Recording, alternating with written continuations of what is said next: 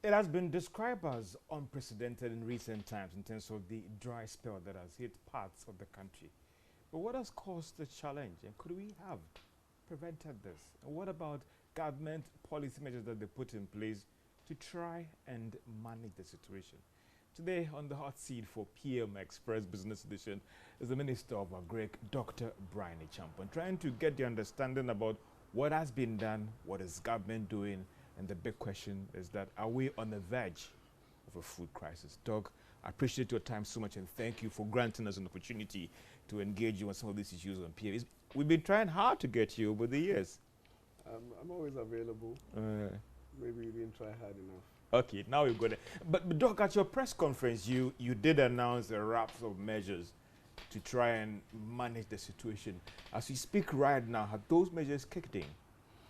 Well, largely so.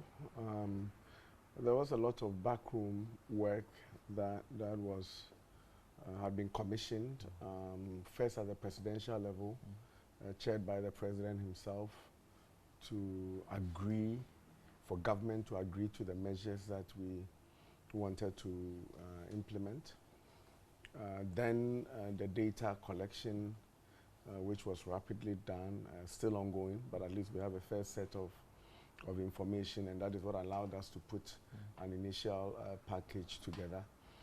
As we speak, there's aggressive efforts to get the seeds and fertilizers on the ground. We want to, by the end of next week, put in the hands of farmers maybe about 50% of what they need, because we have a very short window for the planting season in the north, and then also for the planting season in the south. So within 2-3 weeks, we should have been able to distribute all our seeds and fertilizers to allow for the minor season planting, and then the rains, take advantage of the rains that are currently falling in the north. So the food aspect also, we have some food on the high seas coming in. Should be here in a couple of weeks. We want to be able to get the food in the system by the 20th of September.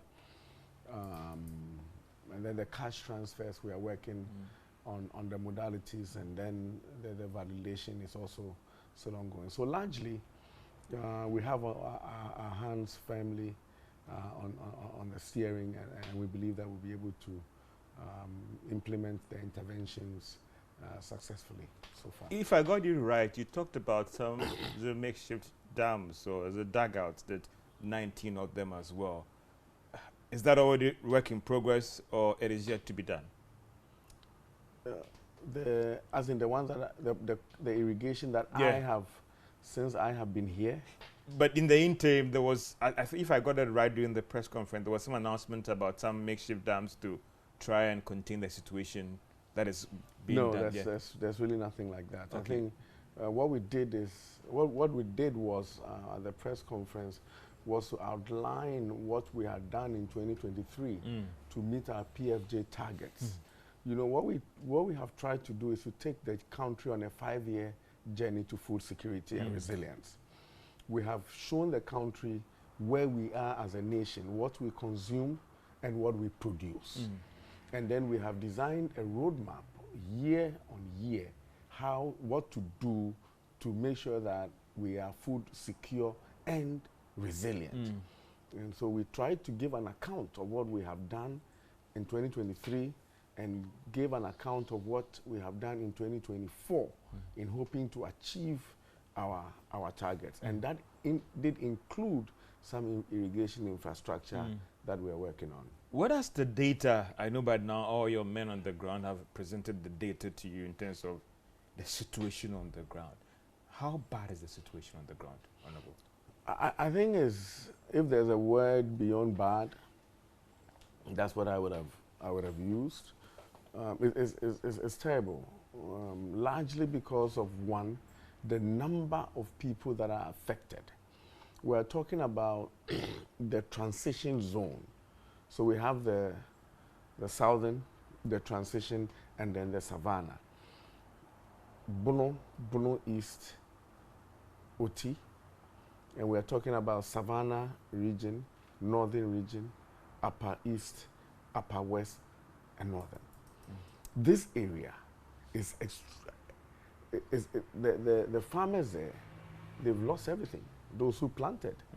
And you know, to plant, to be a farmer out there, because they have one planting season, they really take it serious and they take advantage of the period, because the crops that they are involved in, the harvest is for food and they sell for revenue to survive them one whole year. And it is one shot, 3 months, to be able to do that. So all the investment that they put in, they take serious. They take loans, they get government grants, they get other donor inputs and all that. They put all in, and as we speak, a majority of them who planted from the late June, July, expecting the rains, they've lost everything. They've lost everything. And we're talking about 1 million farmers. They've lost virtually everything. Let's look at one of the underlying cause of this challenge has been irrigation. And some will again come back to what has been done over the years to deal with the problem. Some will say that what happened to the dam project the government was working on and all these projects that are even existing already when it comes to irrigation, that it is inability of these things to work well. That's why we've got in here when it comes to irrigation. George, the underlying issue is not irrigation. The underlying issue is climate change. That is the underlying issue. Climate change. First of all, we found out, and we were alerted by meteorological agency, that the planting season itself has shifted by a month, a whole month, the planting season, which information did not get to the farmers in the way that it was supposed to have gotten to them. So you design, I don't know if you know about the Choluteka Bridge. You design a whole resilient system, okay, only to find out that the fundamentals have changed. So we put in inputs, we put in training, we put in land development, land clearing, seeds, fertilizers, improved seeds, put all this money in, and then we advise farmers that do it this time, they do it the other time, and then everything is lost. So that is a fundamental issue, climate change. But how do you avert that? You cannot do anything about climate change in itself because it is a natural cause. But you can put in measures to ensure that it doesn't affect your food systems. And one of the things that you can do is irrigation to allow for all year planting so that at least you don't depend on rain-fed agriculture. The level of investment required to do irrigation is not a joke. That irrigation systems, irrigation schemes are completely different from the dams that our government sought to do in the beginning. Yes, we're investing in irrigation. We've expanded VIA, we've expanded Tamni, we've done work on Tono. I'm doing, since I've been here, we're doing a chairman from, we're doing Kunedu, we're doing Pitiku, we're doing Ehinase, we're doing Afram Plains. We're doing a lot of irrigation. No doubt, but as we speak, I have 19 small irrigation projects ongoing in Upper West. I have 15 ongoing in the Northern region. These are irrigation schemes. What we sought to do at the time was to create what we call small dams or dugouts to hold rain water. If you've been to the Northern region, capital Tamale, when it rains, these we call flash floods. There's a lot of water. Within a short period of time, it just ran off, okay? And they are not able to hold this water for agricultural purposes. So our government at the time said, okay, look, what we'll do is that we'll create these small earth dams, these dugouts, okay, now one district, one dam, so that when it rains, it can hold the rain water and last the community. I think every dam has an irrigable area of about 15 hectares. So that those who are farming around the area, those who need water for livestock or for household use, can rely on that. And that has largely been successful, considering what it was built for. In terms of those dams? Yes, considering what it was built for. You see, you always have to measure a person or an activity against what the intended purpose was. Are you with me? Yeah, I'm with you. Exactly. So you cannot, for example, say that kids are running in school and they should be running at 9.5. There's a framework that allows for timing of kids. And if Hussein Bolt is running, there's expectation is different.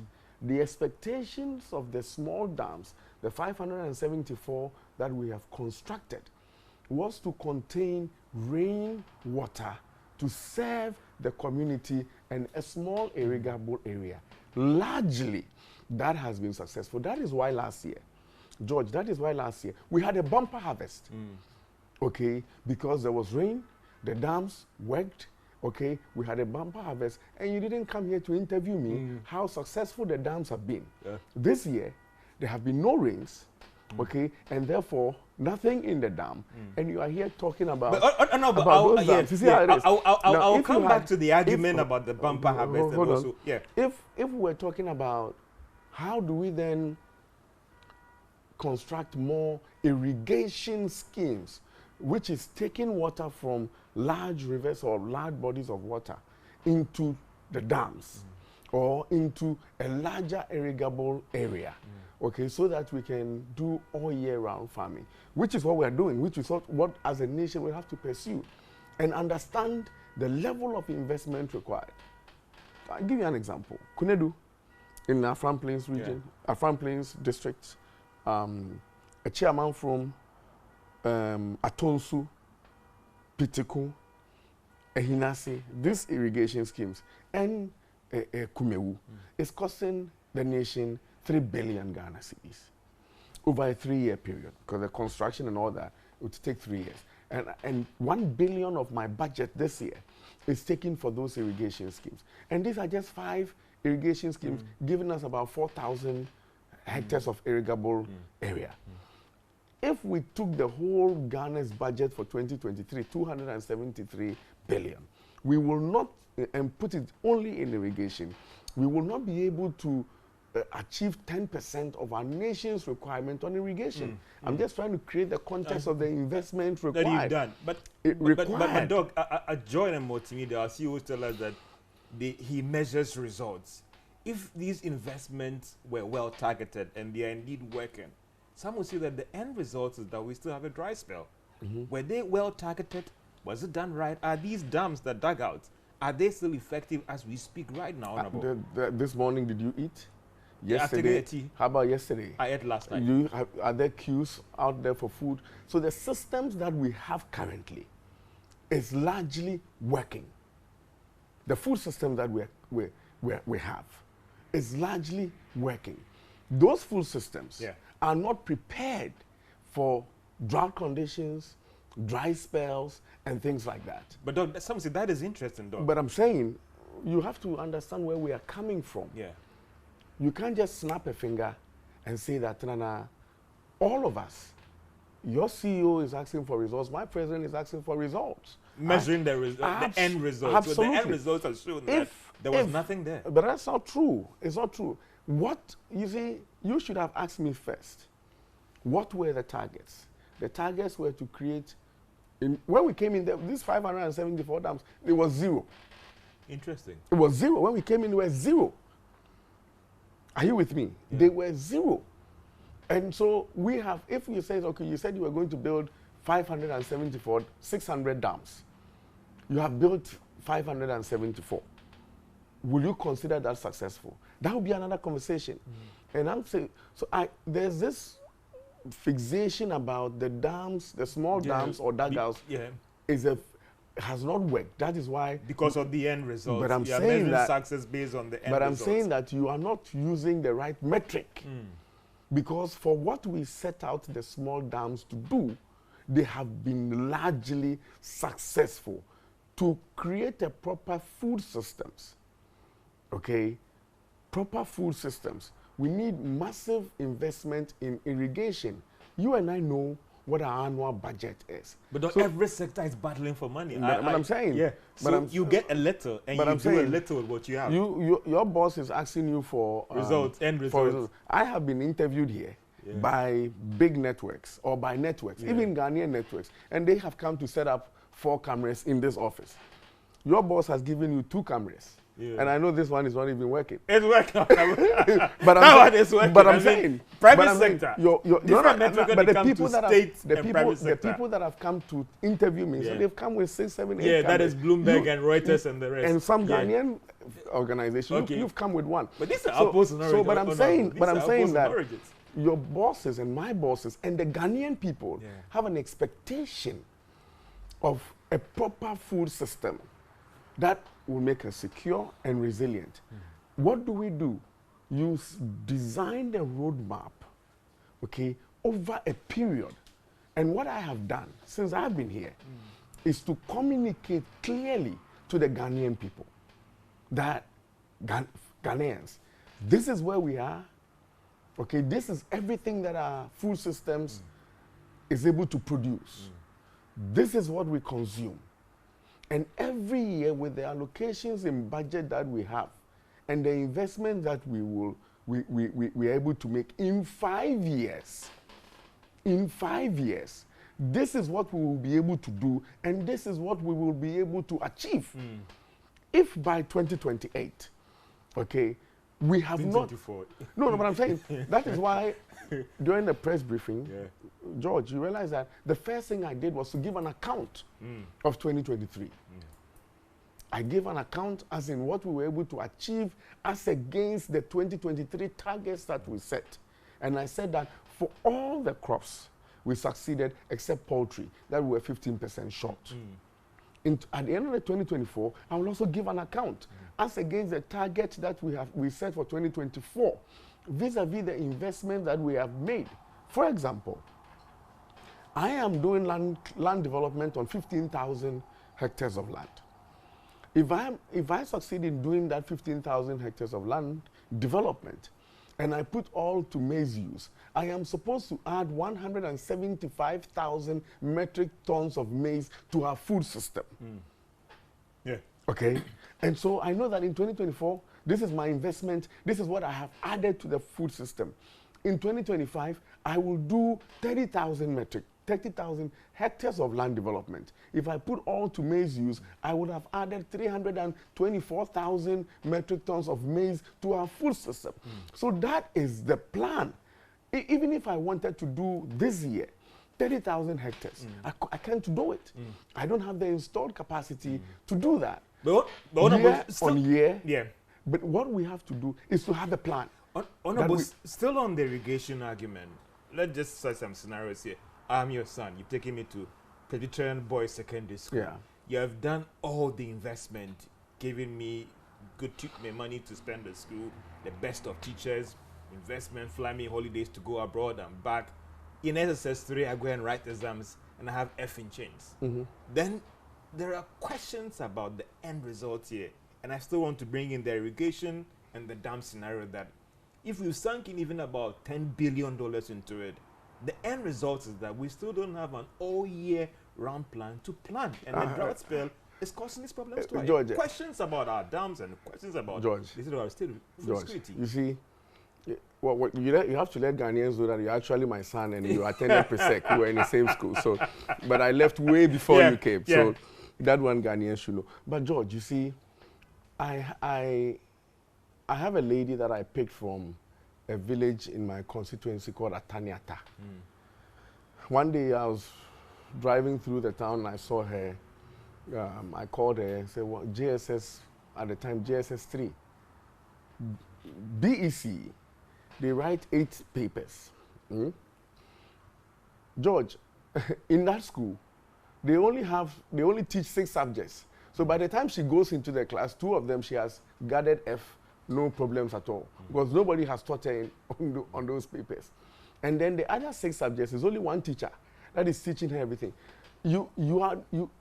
What we are facing is the aggregate of our efforts from 1957. Interesting. Do you understand? 8 years But could be enough for this government to deal with that no, problem. no. But even the solutions, it's not going to take 8 years. The aggregate, and when I met with the development partners in agriculture at Kempinski, your people were there to cover it. Go and check the tape. And I said that, look, in poultry since 1957, with all the efforts of all the big agricultural partners, and I mentioned their names, we are producing 15,000 metric tons, as against 324,000 metric tons that we consume. 5%. 5%. Onion, 27%. Tomato, 38%. Rice, 47%. That is the aggregate of our efforts, you and I, from 1957. The first thing I did is to put it out to Ghanaians that, hey, guys, this is where we are. But let me lay out a plan. And the plan is that just not giving out subsidies. The plan is one that we can all measure. And that plan is what I have given in the PFG. If you look at it and you interrogate it and come here and say that, look, you said you were going to put 18 million beds in the system, and that is going to give us 27 or so thousand metric tons of poultry. And so we are inching up. Then we can measure, set targets, measure the following year. But if you go and say that you go and write an exam in GSS and you get an F, and that is the result, maybe F is the target. I'm qualifying it to the investment that has been made in that student. But I'm saying that maybe F is the target because you have not put enough investment, do you understand, to get the aid that you want. And the country must appreciate.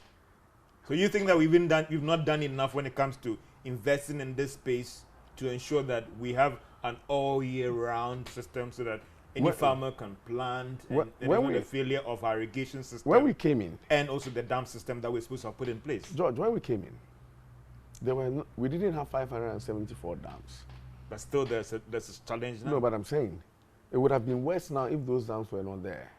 And last year, all the targets that we set, all the investments that we made yielded the results.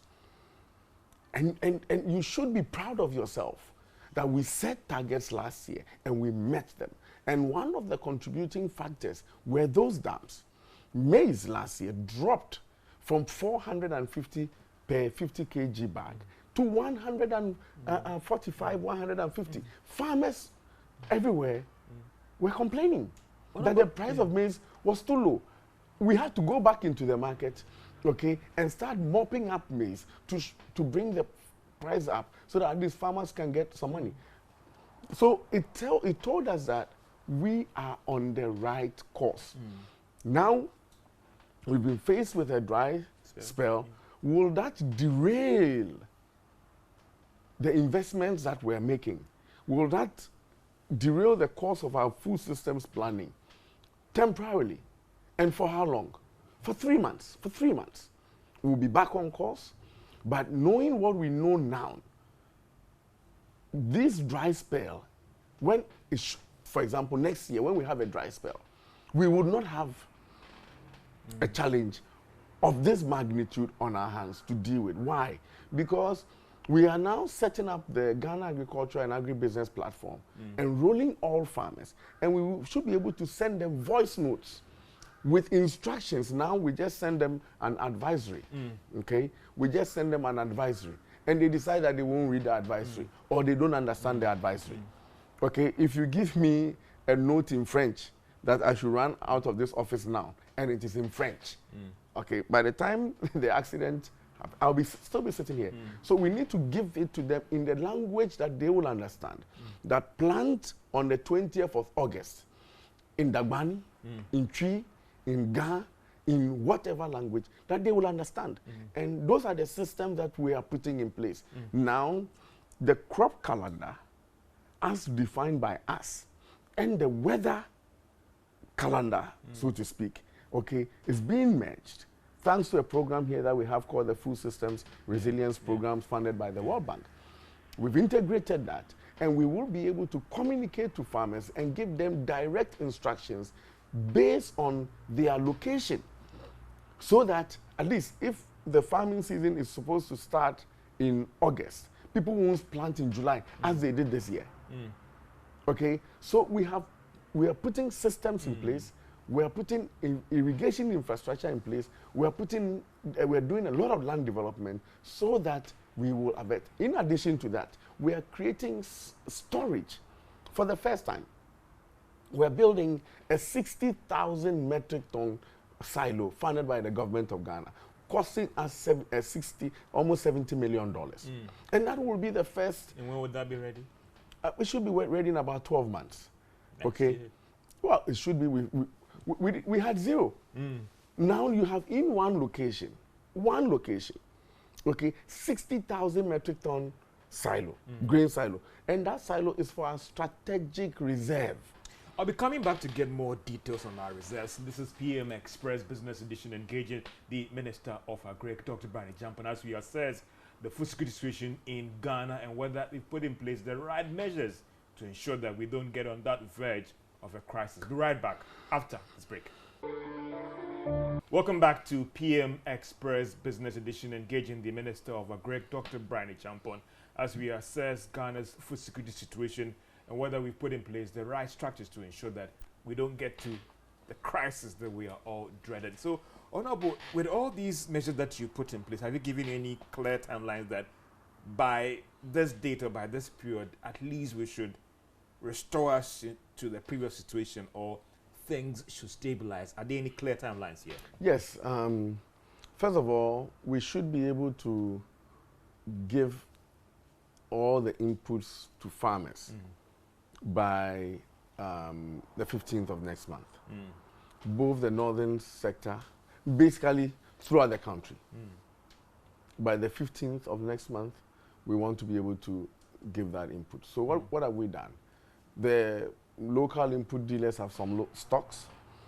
Some of them also have stock in our neighboring countries. We are pulling all that in. Some have stock that are on the sea coming in. We are engaging every input, be it fertilizer, agrochemicals. We are also tapping into our neighboring country grain, seed stock, both private sector and government. We should be able to have enough in, and we are looking at what we call the fast maturing seeds. So when they all come in a week, maybe in a week and a half, 2 weeks, we should be able to distribute all that throughout the country. Number two, we're expecting some rice into the country. That we know that there are about almost 85,000 on the high seas coming in. Maize also should be coming in by the 20th, 21st of September. So when that comes in, at least the system will normalize. Then we have the southern sector investment that we are putting in, which is the seeds and fertilizer that we're putting in. The harvest will also come in October end, and then the little that we're able to recover from the 8 regions that we're also now going, is raining now, so we're able to put in an investment and recover. So by the end of the year, things would have been, things will come back to normal. End of year not too long? Maybe it's October ending or something? No, I mean... Talking about stability here, I mean, that's a long period. We're stable. We're stable.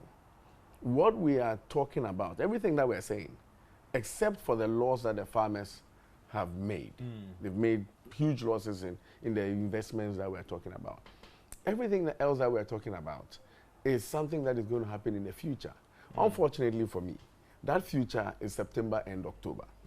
So if by that time I don't have grains in the system, then I will see an uptick of the price of maize. So now we don't have a problem. In a month and a half, if the measures that we've announced, including the border closing and all that, that doesn't kick in effectively, then we will have a problem. But we have put enough systems and guardrails, in addition to some more assurances, to ensure that we do not get there. Into a food crisis. No, We won't get there. No. 83 won't get there. Oh, I mean, nothing close to that. I mean, look, the 83's issues, communication, intelligence, and all that. Today, we are not in 83. And we will not get there. Nothing close to that. Oh no, but what is the state of buffer stock and reserves as well? Because some will say that if all these things were in place, this dry spell shouldn't be something that should give you sleepless night if it's actually giving you one or not yet. What is the state of our reserves as we speak right now as a country? The funding. Reserves in terms of food stocks. Funding. So we don't have one? But I'm saying we do. But it's not. Then honorable, maybe you shouldn't have been worried if we have a strong reserves in place. You know, that's what I'm trying to ask the state of our reserves as we speak right now. You see, but you have known the state of our reserves. No, but you have a better data appreciation than anybody in this country. Maybe you and the president. I'm coming to that. You should know. You're also a Ghanaian. But I'm saying buffer stock. What is the entire installed capacity of our warehouses in Ghana, government-owned warehouses? For silos, which is for long-term storage of grains, we have zero metric ton capacity. After eight years. I'm talking about since 1957. Stop. But that is trying to. No. But I'm saying that is shocking. Yeah. If you are giving us this information right now, honorable. But that's information that I'm surprised that you don't know. I don't know. I trained you well for the percent. Do you understand? Yeah. I'm saying today, those strategic reserves, silos, we do not have. We just commissioned the construction of one. The 80 warehouses that we commissioned, okay, what I call these transit, they are not for the storage of grains for the long term. What was the purpose? You are a farmer, you harvest your maize, you want to be able to store it for 3, 4, 5, 6 months, okay, before you bring it to the market. It needs to be dry. The moisture content must be at a certain level. So we built these warehouses, and then we put in dryers, so that, George, you can take your maize there, get it dried, and stored for you for a period of time until you want to bring it to the market. That was the reason why we constructed those warehouses. Is it serving the purpose? Absolutely. Is it for grain reserves? No. So if you ask me, even if, and that is some of the things that I say people don't want to appreciate. Even if we want to commit all those 80 warehouses and fill them up to the brim, that will only give us 80,000 metric tons of storage. Are you with me? Yeah. 80,000 metric tons of storage. Do you know how much maize we consume a year? 2.5 million metric tons. Rice, 1.4 million metric tons. Millet, soya, sorghum. Let's say that in itself is about another 1.5 million metric tons. We're talking about north of 5 million metric tons of grain consumed by Ghanaians. If we need to have a reserve, we need to have at least silos, okay, to be able to take us through at least 6 months. And therefore, a silo capacity dotted around the country of 2.5 million metric tons. Silos dotted around the country. Do you understand? Yeah. Until the first boat arrives, we need to be able to store enough food. That is my mindset. How much food do we need, okay, until the next boat or the first boat arrives at our ports? So I get from you that we don't have the reserves as a country as we speak right now. We don't have it in place. But you are talking about buffer stock. So yes, we don't you are talking about buffer stock. And yeah. I'm also talking about, in addition to buffer stock and our installed capacity of warehouses, should we even convert the 80 warehouses to long-term storage? Yeah. That in itself is 80,000 metric tons. We need 2.5 million metric tons of installed capacity to be able to be resilient. What is the plan to do that?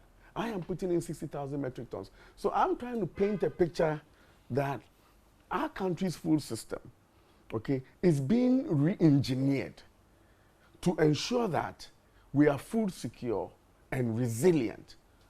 Whilst we are on that trajectory, we've been faced with one small shock of this dry spell.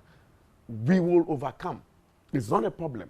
But I'm assuring you that we are putting in the right systems to ensure that we are food secure and food resilient.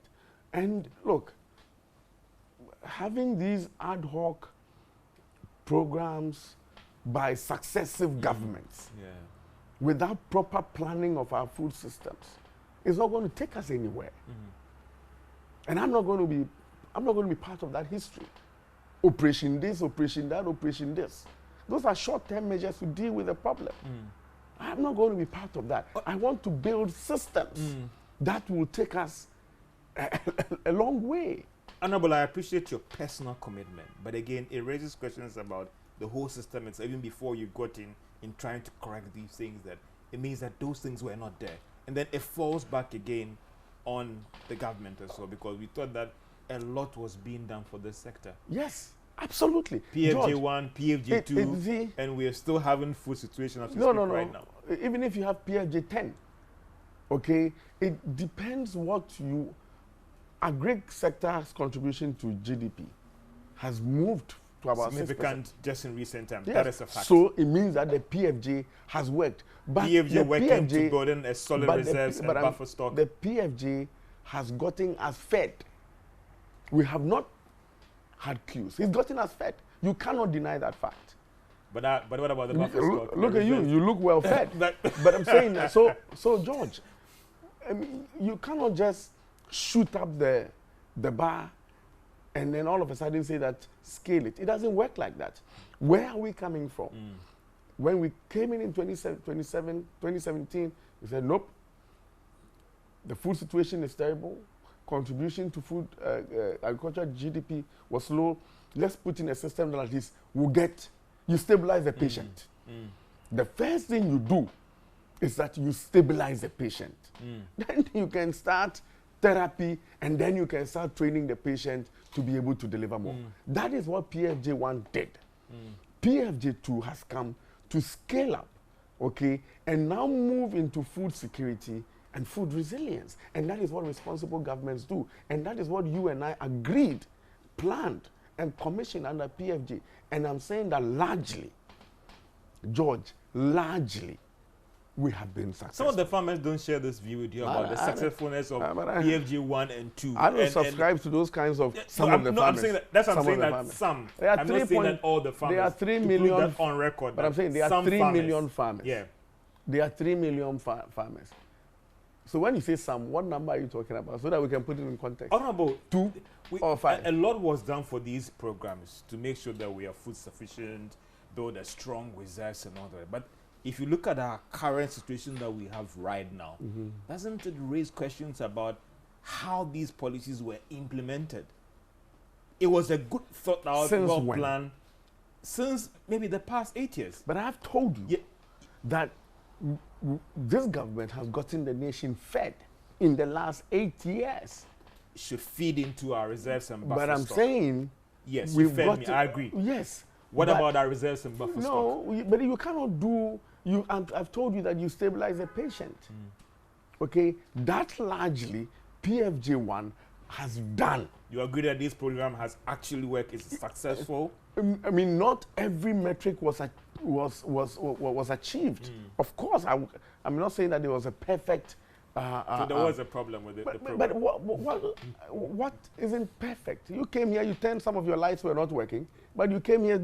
They are working now. But no, initially they were not working. But that is private sector. I hope you play this part on when you are. We will play. It's apples and oranges. No, but I'm saying no, it's not apples and oranges. Yeah. I mean, when it comes to you, you say apples and oranges. When you come to me, you say it's pure orange. I don't understand. What we are saying is that the patient has largely been stabilized. Okay, we need to now moving into a different trajectory of food security and resilience. And food security is having systems in place to make sure that at all times, we don't even have to think about it, that the system will work for the 34 million Ghanaians to be fed. Food resilience is a little bit more than that, and having a lot that when something happens, we can depend on before the first boat arrives as a country. And I'm saying that largely we're doing that. This dry spell, okay, has only thrown a wrench in reality check. On our expectations, it is just to take climate change a bit more seriously, even though we did. Okay, even though we've taken climate, we have a whole unit here dealing with climate change. But it's just to tell us that, hey guys, take it serious. Because, for example, the advisory that came from Matthew, okay, about the change of the planting seeds timing, which advisory we sent out to farmers.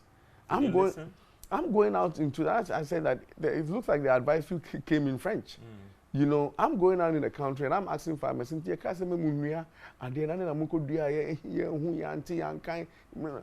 so change the way you communicate.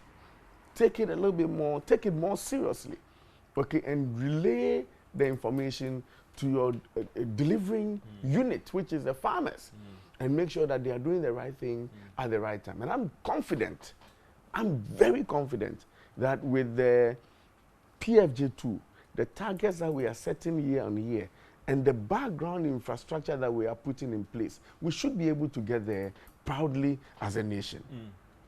Let's look at some of the measures that you already put in place, and the bit about the closure of the borders as well. But I still want to backtrack a little bit in terms of the production and everything. Do these complaints still come to your end that despite the good production out there, foodstuffs on the market were still so expensive? What is the problem? What are on the ground feeding to you for the policy direction and the policy change in terms of impacting on pricing and supply? But I think our food systems, as we speak, is very cyclical in terms of what we call planting season, maize season, tomato season, onion season, this season. And when the season is out, prices go up. When the season is in, prices fall. Our plan is to sort of get over the long period a straight line that we have the price of maize in January, February, March, all the way to December is quite stable. That is a problem that we are designing a solution for. Up until then, if we are to depend on maize season, tomato season, onion season, then you should expect that when the season is out, the price will go down. It's a function of demand and supply. That has to be corrected. Policy-wise, how are we correcting? But that's what we're. You see, you put in the systems of reserves, and when the season is out, you pump it in. You put in the systems of irrigation to allow for all year farming. You put in systems to attract more commercial farmers to be able to, so that at least you know that George has a 10,000 hectare farm that is delivering 40,000 metric tons of maize. You dot them around the country and you know that your food systems are nicely packaged, organized, and the expectations are there today. If I take you on a tour of the Ghana Agricultural and Agribusiness platform that we have set up, all the people that we've given inputs to, I know the input, the maize seed that was given to them. I know the expected yield. I know the size of their farm. I know where their farm is. I know when they planted, when they harvest, they will harvest, and the expected grains that will be in the system. That is planning, and that is in place now. Let's look I bet you didn't know that. Well, I didn't know that. Thank exactly, you for that is in place now. Let's look at the border closure. And you had the Minister of Defense coming on board to give you his full support as well. Again, we engage some farmers, not all farmers, and they are worried about the porous nature of our border, and that plan might not actually work. That is not something that farmers should be worried about. Let me worry about that. Let the defense minister worry about that. So we should be assured that people will still not come in and am I assuring you or the farmers? Assuring Ghanaians actually. But I'm saying exactly. I mean, look, we've announced our measures. Okay, I believe in our systems. When we announce those measures, we announce measures that we're going to deal with our borders to check extremism. Largely, we've been successful. We have announced measures that we are going to deal with.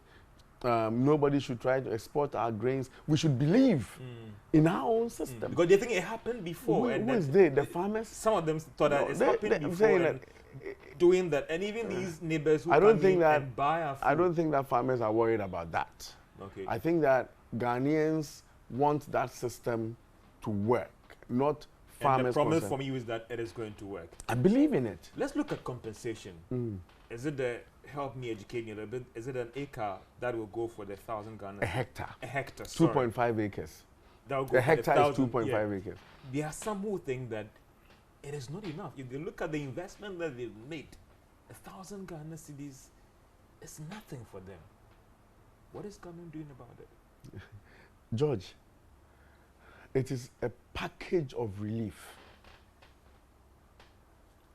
I do the calculation with my team and say that, look, if you crop a hectare of maize, okay, at 40, it's usually 40 bags of, when you crop an acre, you get about 40 bags of maize, 50 kg, an acre.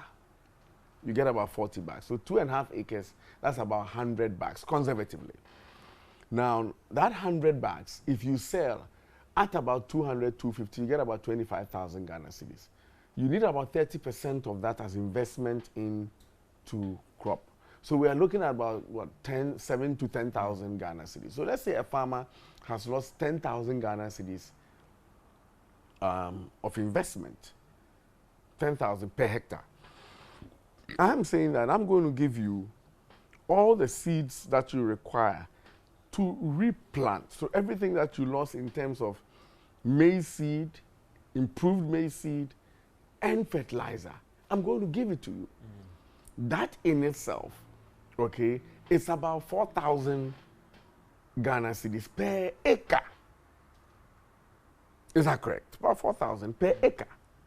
I am also going to give you, and we're talking about 2.5 acres. I'm also going to give you 1,000 Ghana cedis in addition. George, I am going to give you food grants, because when you harvest, you are supposed to keep it for 1 year. Feed yourself for 1 year. I'm going to give you food grant. George, if you put that together, that is not 1,000 Ghana cedis. You realize that the government actually, or maybe punching above his body weight. But in terms of supplying or satisfying the needs of a person, some will say that the government has done well. Others will say that the government should do better. As we implement the solutions, I have said that if the budget will permit, we should give all these measures, including 1,000 cedis now, and then maybe next year, by the start of the planting season, give another 1,000 Ghana cedis. But we also have to look at the budget. We're talking about 1 million people. Okay? We're talking about 1.8 million hectares. If we write off all the crop up north, if we write off all the, we just write it off, that's about 1.8 million hectares. By 1,000 cedis, that's 1.8 billion. So if you want to pay 2,000, you do the math, 3.2 billion. So if you are advocating for more, just have the calculator by your side, you punch it in, and then, because I did that here. I wanted to throw everything at the farmers, but once I started adding the numbers up. Oh no, but when we come back, we look at financing some of these initiatives and what has been the level of work with your colleague at the Ministry of Finance and ensure that indeed we get the money to finance. This is PM Express Business Edition as we engage the Minister of Agric, Dr. Brian Champon, assessing some of the measures that they have put in place to ensure that we don't get to it. He's promised us that we are not going to get it. We'll be right back after this break. Welcome back to PM Express Business Edition as we look at the agric sector, what is being done to put the sector on a strong footing and assess on some of these recent measures that government has put in place. Already, the finance minister has made a request for the contingency fund to support this. There's been talk about reviewing some allocations that had been made to you earlier on, calling them back and all the rest. Financing this aggressive project, have you gotten all the assurance from the finance minister that if it comes to money, I'll make sure that we get it done to deal with the situation now? Largely, I have the commitment of government to finance the challenge that we have. I have had a long talk with the finance minister. I took him to the north to see things for himself. Okay, his own constituency, Karaga. When I was showing him the pictures of farmers for farms that have been destroyed, he wanted to go and see him for himself. He went to his constituency to verify. I took him to Jatokrum, I took him to Techiman, I took him to Kintampo, I took him to Tamale Lamasheku for him to go and see for himself. And I have we literally speak 5-6 times every day to make sure that we have the right resources. The first place he came, the finance minister, the first place he came to attack was my budget. Yeah. He said it's an agric problem. Yeah. So the agric funds must be cut. He's taking $1 billion of my budget. It's gone. And so I have to review some of my goods and services and all that. It's out. I know that other ministries have suffered some cuts to be able, because he also wants to work within the budget framework. So some ministries have suffered some cuts, and we have a contingency fund to fund some of these national emergencies. And that too, I know that a request has been made to Parliament to tap into the contingency fund. The development partners, they've also come on board strongly. All of them. In fact, I know that they've set up a committee headed by the World Bank, okay, that the finance minister asked the World Bank to lead the donor organizations to raise something. Within the World Bank himself, we've gotten some strong assurances of some funding that they are so, trimming the edges. We'll put that one out. The diplomatic community, I know that the finance minister has met with them. The finance minister has met with the IMF on this matter. So we are hopeful that we will be able to raise all the money to pay for the services that we want to. You've got an assurance it looks like money might not be a problem in getting these things done. Again, what have you put in place to ensure that these compensations go to those who actually deserve them? At this ministry, since I've been here, we don't have a record of misappropriating government resources, especially when it comes to inputs, fairly distributed. To get an input today with the Ministry of Agriculture, you must be registered with on the Ghana Agriculture and Agribusiness Platform, what we call the GAP, where we take all your details and we go to your farm and map your farm. If we give you an input, we have the right record for transparency. I can today, if you want me to print out all the people that I gave flood victim inputs to, 20,000, and see, I can print all that for you. And you can go and verify. I just gave grant inputs to 200,000 farmers, which farmers are registered on the GAP. I can print all that for you, transparency. To be able to benefit from this package, you must have registered as a farmer. And your farm coordinates, what we call the polygon mapping of your farm, must have been completed by the district agric officer. We must have pictures of you standing on the farm, not the football field, on the farm, within that polygon framework. Because if you are not in that polygon mapped area, you can't even take a picture and upload. Okay, so we have proper secured systems in place such that only those who are affected will get the support that government is going to give. That's a promise from you. It's beyond more. Let's look at those who were supposed to have taken their grains out and now they are being stopped from doing that. Again, there's also this argument about giving them the right price for their products? We know what the market price is. I stand for farmers. I want to help farmers so that they make me look good. It is not the lights here that will make me look good. It is the farmers that will make me look good. If they have the right incentives and the right incomes to be able to generate into our food systems.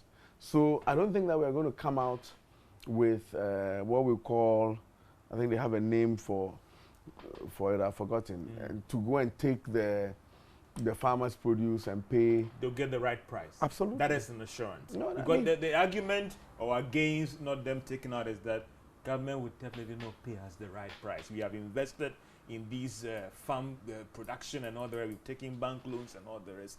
We need to get the right price. We know what the numbers are. Okay, we know the numbers, you know, cover to cover. We know the farmer investment. We talk to the farmer groups. We know how much they sell at the farm gate. Most of the time, what people are paying at the farm gate and what we are paying on the market, huge difference. So the farmers will definitely get a much better price from us. And you will then in turn get a much better price on the market. So this measure works in your interest. That's why I'm even projecting that when the measures kick in, the prices on the market of our grains should actually go down. Whilst we try and deal with this dry spell, Honorable, there's a Bagri Dam situation. Has that gotten to your attention in terms of the spillage, and it's already again destroying some? I would have been a travesty if I don't know about the Bagri Dam and they opened what has been the level of engagement to minimize because it's already destroying some of the farms again? Well, not as previous years in the way that it's basically opening a valve and you have a counterpart on the other side and you try to talk to control the level of release. Largely, the water that we are taking into the black and white vote, it's not that bad. It's manageable. Okay, we pray that it continues in this way. But if they are forced to then open the dam full throttle, then there will be a challenge. Some farms are already being destroyed. Well, I mean, largely when you open the Bagri Dam, some farms will be destroyed, but not to the scale as we know or we've known in the past. So we are monitoring the situation, and we know its impact on our food systems, all factored in. And when it subsides, we know the relief that we provide the farmers. Wouldn't worsen or again clean the plate in terms of everything? We are not projecting that it would. Even if they open full throttle, farmers will suffer. Okay, the pain will be exacerbated, but we are not projecting that it will affect the food systems with a measure that we are putting in place. There was supposed to be a dam in place to manage this spillage. What happened to it? Which of the dams? I'm just asking. That's what I heard, that there was supposed to be a dam in place. Well, you have to go back to where you heard it. What were the measures to contain the spillage than trying to plead with them? If they are in a good mood, they'll listen to you. And if they are not in a good mood. Let me ask you a question. What systems do we have in place today if VRA has to open? They don't have a system, and that is very unfortunate, some would say. Let's take this question in a year. We'll find the right answers. So you understand that you are now putting in place those measures to deal with that? You see, that's a question in the air, and the answers will also be in the air. And I'm not used to providing those kinds of academic or political answers. That we are going to work on it, we are working on it. No, I want to be able to give solution-oriented answers. Honorable, I get your personal commitment again, but again, I can't take you out of an administration again. That comes back that you came in, you're trying hard to get certain things done. But what happened all over the years, I would say? But everything has worked. But it's not a system in place to hold the spillage and ensure that we are not dependent on somebody's, whether that person is in a good mood or not, to listen to all the engagement and the advice that you have. George, there's a limit to what you can do. as a country since 1957. And there's a limit to what you can do within 8 years. Is Pualugu a solution to containing the dam? It is. Yes, it is. It may be. But that's $1 billion that we need to find. That is $1 billion. That's what I'm saying. Let's come next year. If I've been able to find $1 billion, then I can tell you that we will be able to do this. We have commitment from the Koreans. Nothing signed yet. GOG. Look, when I came, Pualugu was sitting on my books. Every year budgeted 250 million Ghana cedis. Actual $20 million. You need 1 billion Ghana cedis, okay, to solve a problem. And they give you $20 million to go and start it. Where are you going to start from? You know, but in that case, can you find $1 billion on your budget? You can't find $1 billion. So we need to have a broader conversation where, look, either we are charging through the storm to go for a big loan to deal with Pualugu and deal with the effects of budget deficit and all that, or we manage the situation. So far, we've had commitments from the Koreans. We've had commitments from the finance minister that he will be able to make a bigger commitment next year so that we can go into Pualugu. Until those things are signed, I don't want to put an answer in the air. And that is what I'm just... Honorable, I get from you that the bane of this sector is a funding issue. But all the sectors in this economy are facing that same problem. So it appears that... We need to generate more. But you would never get all your funding. When you submit a budget to the minister, he do some cuts and give you a fraction of that. Knowing this is why we developed a food systems plan under PFJ2 over 5 years. Because we know what we're going to get, okay? And we know how we can apply it judiciously to achieve the results that we all want. And that is a trajectory that we are on. Local poultry farmers, what's the plan for them? There are some who are complaining that the stock that they have in terms of even the feed, we are bringing in poultry feed. We are bringing in our $15 million of poultry feed.